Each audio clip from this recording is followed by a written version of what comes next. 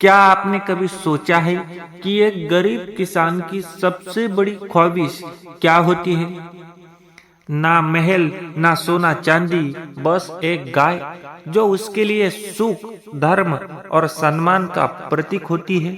मुंशी प्रेमचंद का अमर उपन्यास गोदान इसी एक सपने से शुरू होता है।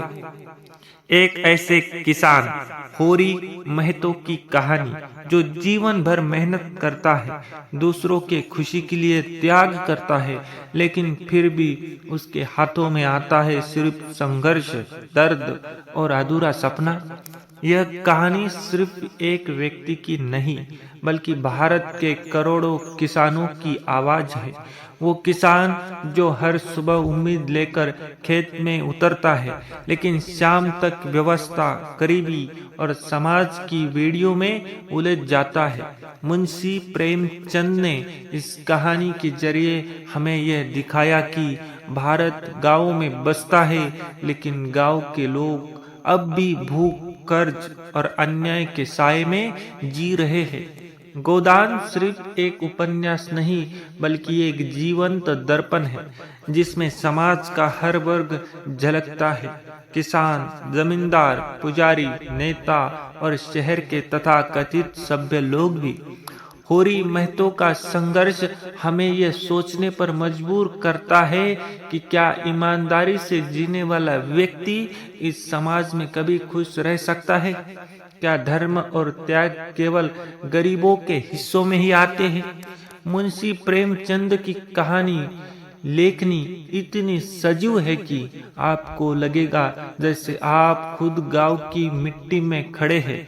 होरी खेत में धूप झेल रहे हैं और धनिया की आंखों से उसकी बेबसी देख रहे हैं।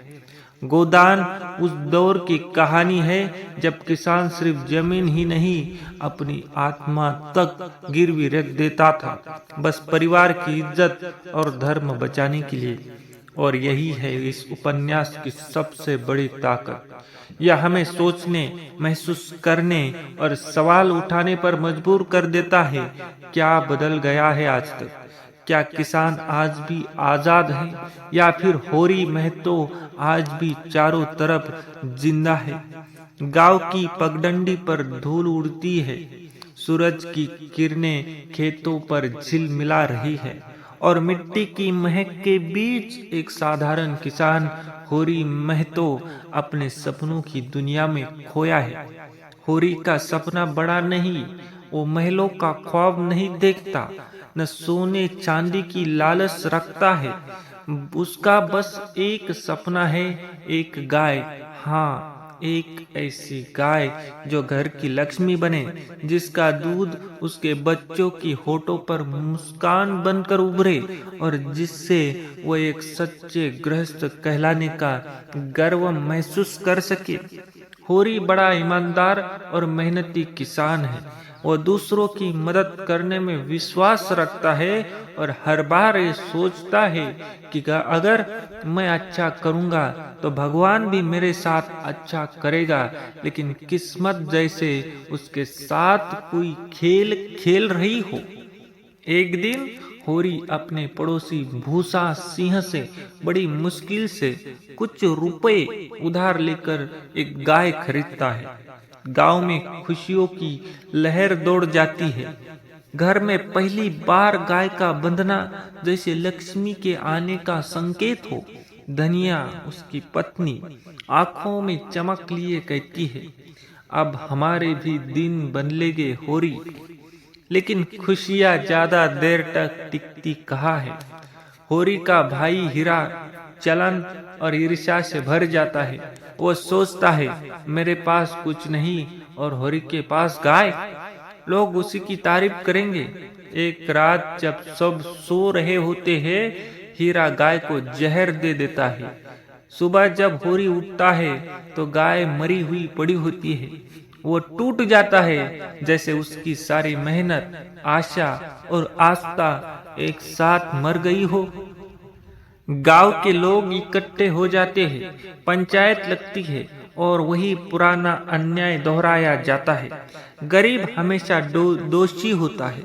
होरी को ही दोषी ठहराया जाता है कि उसने गाय की मौत की छुपाने की कोशिश की। उसे जुर्माना देना पड़ता है, जिसके लिए वो फिर से कर्ज में डूब जाता है। अब होरी पर कर्ज, भूख और समाज का तिरस्कार सब एक साथ टूट पड़ते हैं। फिर भी वह चुपचाप सहता है। वो सोचता है, शायद यही मेरा धर्म है, यही भगवान की इच्छा है। लेकिन धनिया, उसकी पत्नी, इतनी चुप नहीं रहती। वो मजबूत है, सीधी और निडर। वह कहती है, ईश्वर भी उसी की मदद करता है जो खुद की मदद करता है। होरी, हम ऐसे चुप रहकर नहीं जी सकते। धनिया का यह स्वर गांव के उस औरत की आवाज है जो सदियों से चुप रही लेकिन अब सच्चाई बोलने लगी है। यही से गोदान की असली कहानी शुरू होती है, जहाँ एक गरीब किसान अपने धर्म, समाज और सपनों के बीच संघर्ष करता है। उसका हर कदम एक बलिदान है और हर बलिदान एक नई पीड़ा। होरी और धनिया का बेटा है गोबर, अपने पिता से बिल्कुल अलग है। वह जवान है, जिद्दी है और सबसे बड़ी बात, वह अन्याय सहना नहीं जानता। गांव के माहौल में पला बढ़ा गोबर अब यह समझने लगा है कि उसके पिता की गरीबी किसी गलती का परिणाम नहीं, बल्कि समाज की एक बनाई हुई साजिश है। गोबर के दिल में प्यार भी है, प्यार जुनिया से। जुनिया गांव के मुसद्दी की बेटी है, गरीब पर आत्मसम्मान से भरी हुई लड़की। दोनों के बीच का यह प्रेम पवित्र है, सच्चा है, लेकिन समाज को यह रिश्ता मंजूर नहीं, क्योंकि जुनिया नीची जाति की है और गांव के लोग कहते हैं, गोबर ने तो कुल की मर्यादा मिट्टी में मिला दी। धीरे धीरे जुनिया गर्भवती हो जाती है और जब यह बात गांव में फैलती है तो पंचायत की आग फिर से भड़क उठती है और होरी और धनिया पर शर्म का पहाड़ टूट पड़ता है। पंचायत तय करती है कि अगर गोबर ने नीची जात की लड़की को छुआ भी है तो उसे और उसके परिवार को समाज से बहिष्कृत किया जाएगा। होरी फिर वही करता है जो उसने हमेशा किया, चुप रहना, झुक जाना। वो अपने बेटे की गलती का दंड खुद भुगतता है। गांव के मुखियाओं को रिश्वत देनी पड़ती है ताकि परिवार की इज्जत बच सके और इसके लिए वो फिर से कर्ज में डूब जाता है। लेकिन गोबर चुप नहीं बैठता। वह समाज की इन बेड़ियों को तोड़ देता है। वो जुनिया को लेकर शहर भाग जाता है। वहां उसने पहली बार महसूस किया कि शहर के लोग भी किसी और ही तरह के गुलाम हैं, पैसे के, लालच के और दिखावे के। वो मजदूरी करता है, संघर्ष करता है, लेकिन अपने दिल में एक नया विचार पनपने लगता है, बराबरी का। गोबर अब सोचता है, गांव में जो अन्याय है वो सिर्फ जाति का नहीं, बल्कि सत्ता, धन और धर्म के नाम पर लोगों को बांटने का खेल है। वह चाहता है कि एक दिन वो लौटकर गांव जाए और अपने पिता को दिखाए कि सम्मान किसी जाति से नहीं, बल्कि इंसान के कर्म से मिलता है। उधर गांव में जुनिया अकेली नहीं छोड़ी जाती। धनिया एक माँ की तरह उसे अपने घर में रख लेती है। सारे समाज की परवाह किए बिना लोग ताने मारते हैं, बहू नहीं पाप लाई है धनिया। लेकिन धनिया जवाब देती है, पाप वो होता है जो किसी की बेबसी देखे और चुप रहे। उनके इन शब्दों में वो नारी शक्ति छिपी है जो पूरे उपन्यास की आत्मा है। गोबर का विद्रोह और धनिया का साहस दोनों मिलकर उस नई सोच की शुरुआत है जो समाज बदलने की क्षमता रखती है। इस तरह गोदान का दूसरा भाग हमें यह सिखाता है कि जहाँ होरी जैसे लोग धर्म और परंपरा के नाम पर झुकते हैं, वही गोबर जैसे लोग अन्याय के खिलाफ उठ खड़े होते हैं और यही पीढ़ी बदलाव की शुरुआत करती है। भाग तीसरा है शहरी जीवन और नैतिक द्वंद्व। गांव की गरीबी, खेतों की मिट्टी और होरी की बेबसी से दूर कहानी अब शहर की गलियों में पहुंचती है, जहां जीवन तेज है, चमक दमक है, लेकिन दिलों में सन्नाटा है। यहाँ मिलते हैं हमें 3 नए पात्र, डॉक्टर मालती, मेहता और खन्ना। ये तीनों समाज के उस सभ्य वर्ग का प्रतिनिधित्व करते हैं जो दिखने में आधुनिक है पर अंदर से उलझा हुआ, असंतुलित और अकेला है। डॉक्टर मालती एक सुंदर, शिक्षित और स्वतंत्र महिला। वो डॉक्टर है, समाज सेवी है, लेकिन भीतर से अस्थिर है। उसके चारों ओर सम्मान, सफलता और रुतबा है, फिर भी वो महसूस करती है कि जीवन में कुछ खाली है, कुछ अधूरा है, जिसे वो खुद भी नहीं समझ पाती। मालती अक्सर सोचती है, मैंने सब कुछ पा लिया, फिर भी संतोष क्यों नहीं? यही सवाल उसके भीतर एक नैतिक द्वंद्व पैदा करता है।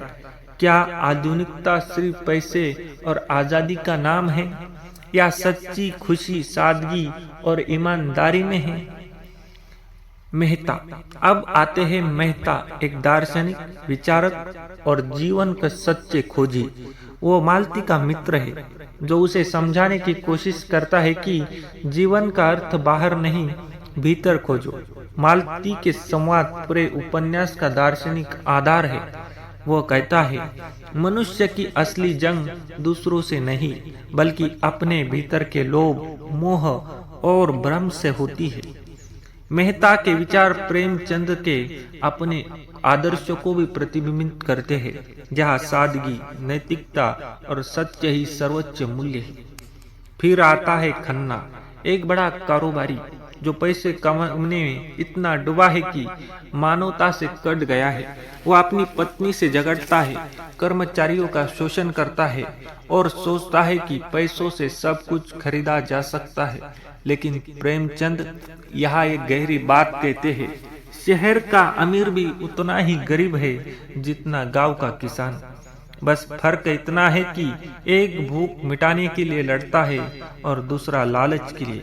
मालती, मेहता और खन्ना तीनों पात्र हमें दिखाते हैं कि शहर की चमक के पीछे भी तनाव, अकेलापन और नैतिक पतन छिपा हुआ है। जहाँ गांव का होरी भूख से मरता है, वही शहर का इंसान आत्मिक शांति से मर रहा है। गांव में गरीबी है, लेकिन इंसानियत है।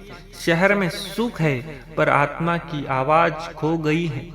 इस भाग में प्रेमचंद एक अद्भुत संतुलन दिखाते हैं कि भारत का संघर्ष सिर्फ खेतों में नहीं, बल्कि इंसान के मन के भीतर भी चल रहा है। जहाँ एक और होरी अपने धर्म के लिए जी रहा है, वही शहर के लोग अपने स्वार्थ के लिए मर रहे हैं। यही विरोधाभास गोदान को एक कालजयी उपन्यास बनाता है। यह न सिर्फ समाज का चित्र है, बल्कि इंसान के भीतर चल रहे अच्छे और बुरे के युद्ध का प्रतिबिंब भी है। अब कहानी अपने अंतिम मोड़ पर पहुंचती है, जहां फिर से लौटता है होरी, थका हुआ, टूटा हुआ, पर अब भी अपने गोदान के सपनों में डूबा हुआ। भाग चौथा है अंत और गोदान का अर्थ। समय बीत चुका है, होरी अब बूढ़ा हो गया है, चेहरा झुर्रियों से भरा, लेकिन आंखों में अब भी वही सपना जलता है, एक गाय, एक गोदान। सारी उम्र उसने मेहनत की, दूसरों की मदद की, लेकिन बदले में मिला सिर्फ अन्याय, अपमान और गरीबी। कर्ज बढ़ता गया, जमीन बिक गई, पर उसका ईमान कभी नहीं टूटा। गांव में एक बार फिर त्योहार का समय आता है। लोग पूजा पाठ की तैयारी में लग जाते हैं। हर कोई गाय के दान की बात करता है, क्योंकि गोदान यानी गाय का दान मृत्यु के बाद मोक्ष की प्राप्ति का प्रतीक माना जाता है। होरी सुनता है और सोचता है, काश मैं भी अपने जीवन में एक गोदान कर पाता, तो शायद मेरे सारे पाप धुल जाते। लेकिन नियति को कुछ और ही मंजूर था। कर्ज के बोझ, भूख और भूखमरी से टूटा हुआ होरी अब जीवन की आखिरी सांसें गिन रहा है। उसके होठ सूखे हैं, शरीर कांप रहा है, फिर भी उसके चेहरे पर शांति की झलक है। धनिया उसके पास बैठी है, आंखों से आंसू रुक नहीं रहे।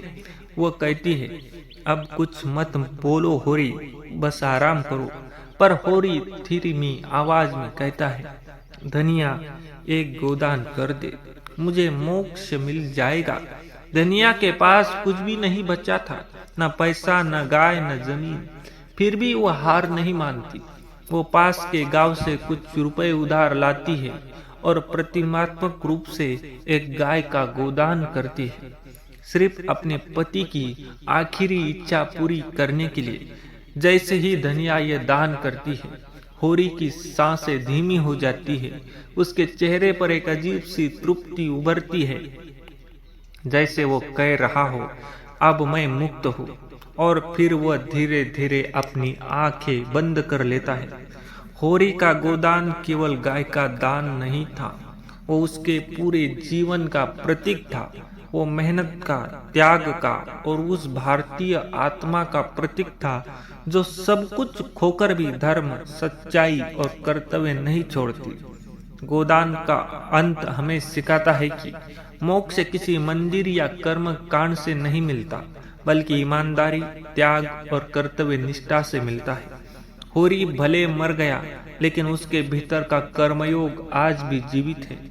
हर उस किसान में जो मिट्टी से जीवन बनाता है और हर उस इंसान में जो बिना स्वार्थ के दूसरों के लिए जीता है।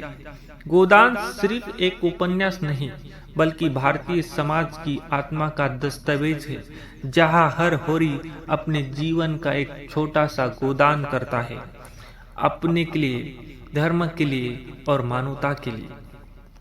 होरी महतो जीवन की सारी कठिनाइयों से थक चुका अपने छोटे से घर में बैठा है। उसकी आंखें सूजी, पर उसकी आत्मा अभी भी सपनों में जिंदा है। उसका सबसे बड़ा सपना एक गाय, एक गोदान, बस यही चाहत थी जो उसकी सारी मेहनत और संघर्ष का सार बन गई। लेकिन नियति ने फिर से उसे चुनौती दी। गाय मर गई, कर्ज बढ़ गया और समाज की बिड़िया और कस गई। पर होरी कभी हार नहीं माना।